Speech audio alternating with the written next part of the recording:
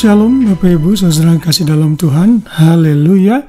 Kita bersyukur kepada Tuhan tentunya untuk pemeliharaan dan kasih setia Tuhan yang tidak pernah habis-habisnya setiap hari dalam hidup kita. Dan hari ini kita bersyukur hanya tinggal 3 hari saja, termasuk hari ini kita akan mengakhiri bulan November dan kita bisa memasuki bulan yang terakhir di tahun ini.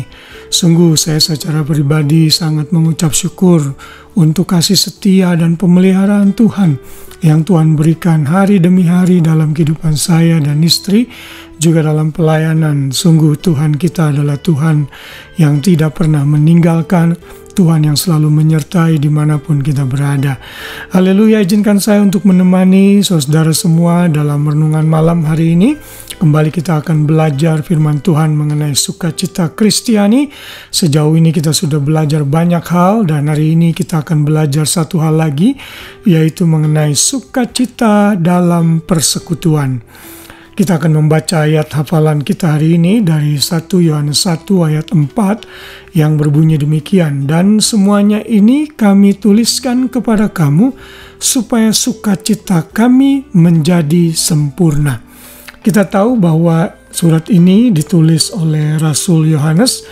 Ini adalah rasul yang satu-satunya yang masih hidup pada saat ia menulis suratnya, juga dengan kitab Injil dan kitab Wahyu tentunya, di mana para rasul yang lainnya sudah banyak yang martir, dan Yohanes menulis hal ini di dalam suratnya, surat yang 1, 2, dan 3.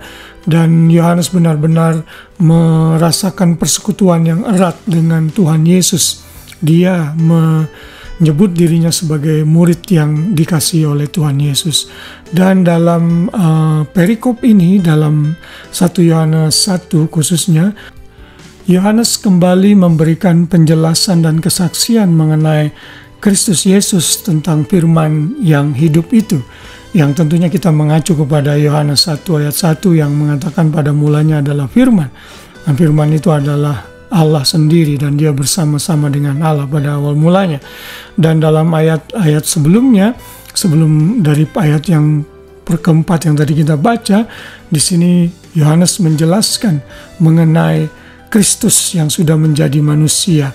Dan dalam ayat 3, Yohanes menulis, apa yang telah kami lihat dan yang telah kami dengar itu kami beritakan juga kepada kamu, supaya kamu pun beroleh persekutuan dengan kami.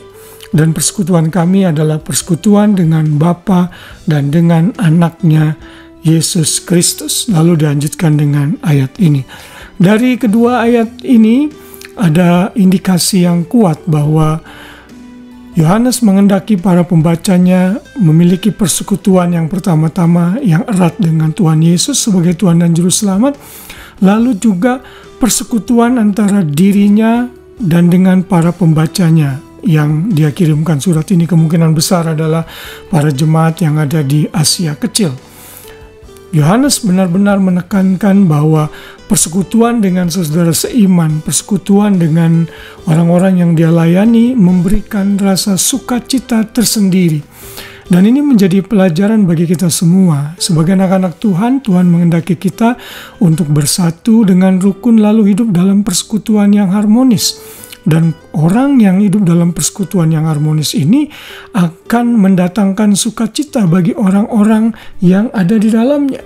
Coba saudara bayangkan kalau hidup saudara dalam perselisihan, pertengkaran, pertikaian satu dengan yang lain. Di sana tidak ada roh sukacita. Yang ada adalah kebencian, kepahitan hati, balas dendam, egoisme yang mau menang sendiri. Ayat ini menggambarkan kepada kita bahwa sukacita yang kita terima harus mengalir kepada sekeliling kita, dan saat kita hidup dalam persatuan dan persekutuan yang erat, maka sukacita itu akan semakin meluap-luap. Di dalam 2 Yohanes 1 ayat 12, kemudian Yohanes juga menulis, sungguh pun banyak yang harus kutulis kepadamu, aku tidak mau melakukannya dengan kertas dan tinta.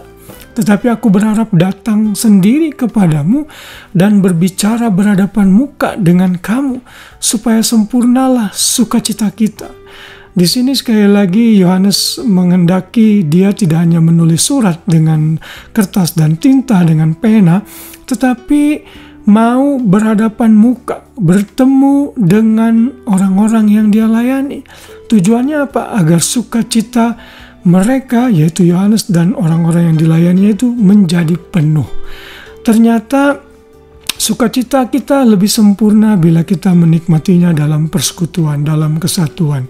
Kalau kita akrab bersekutu dengan istri, suami, anak-anak kita, teman-teman gereja, teman kantor, saya percaya tidak ada sukacita yang besar dibandingkan dari persekutuan tersebut.